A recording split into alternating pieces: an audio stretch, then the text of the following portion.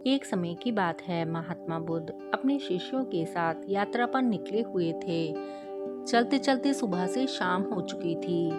अब गौतम बुद्ध को लगने लगा कि उनके शिष्य बहुत ज़्यादा थक गए हैं। उन्होंने अपने शिष्यों को आदेश दिया कि उचित जगह देखकर थोड़ी देर ठहरा जाए।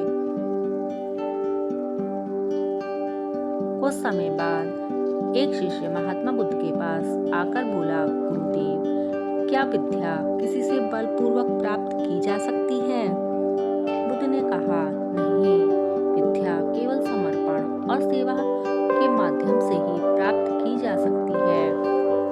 इसे आसानी से समझाने के लिए मैं तुम्हें एक कहानी सुनाता हूँ। किसी राज्य में एक बलशाली राजा रहता था जो अपनी सेना की शक्ति के बल पर कुछ भी हासिल करना जानता था।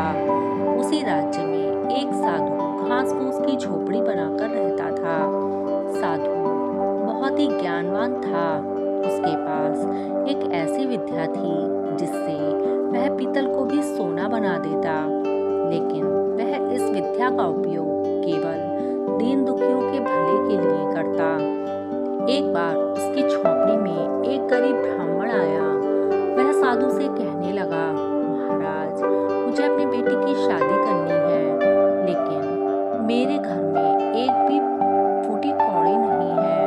कृपया मुझे कोई मार्ग बताएं। साधु ने अब ब्राह्मण से कुछ सवाल किए, जिससे साधु ने यह पता लगा लिया कि ब्राह्मण सच में बहुत गरीब है। उसने अब ब्राह्मण को एक सोने का भगोना दिया और कहा, तुम इस बर्तन को बेचकर अपनी बेटी की शादी करा लो। ब्राह्मण बर्तन को लेकर सुनार की दुकान पर गया।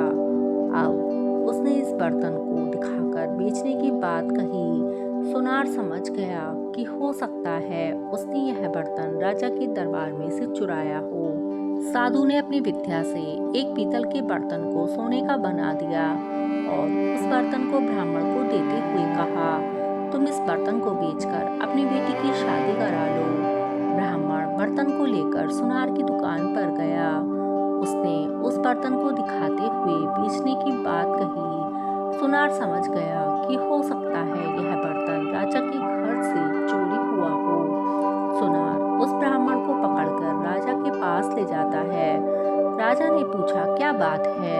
ब्राह्मण ने पूरी घटना को राजा के सामने सच सच बता दिया। इस बात की जानकारी होने से राजा के मन में लालच आ गया।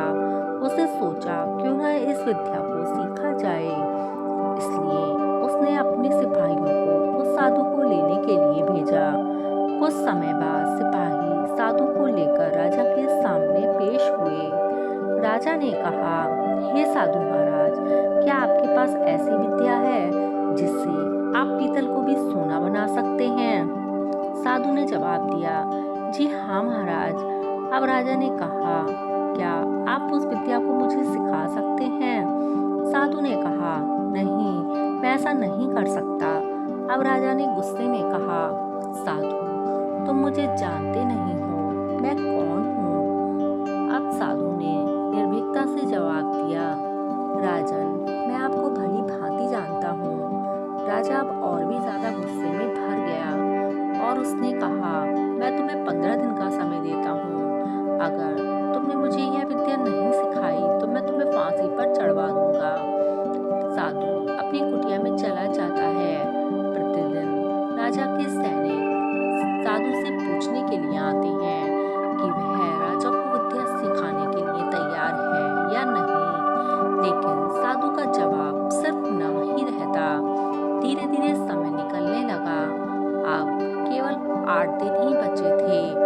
राजा को लगने लगा कि साधु को डराने धमकाने से बात नहीं बनेगी। इसलिए राजा भेष बदलकर साधु की कुटिया में आया। उसने साधु की बहुत सेवा की।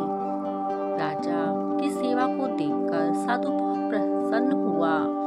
एक दिन साधु ने कहा, मैं तुम्हारी सेवा देखकर बहुत प्रसन्न हूँ। मांगो, तुम क्या मांगना चाहते हो?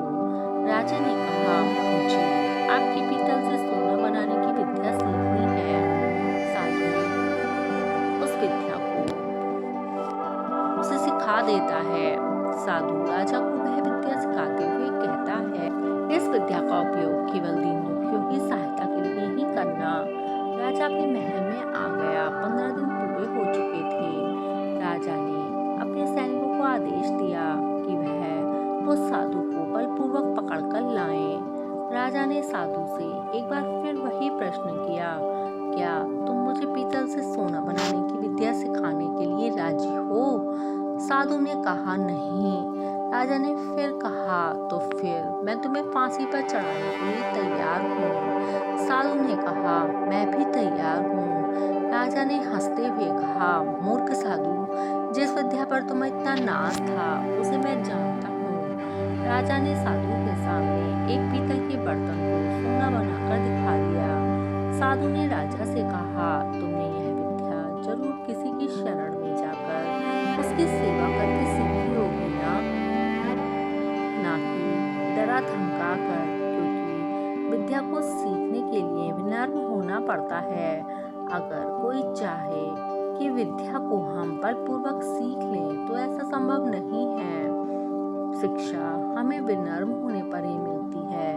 इसे कभी शक्ति और बल के माध्यम से प्राप्त नहीं किया जा सकता।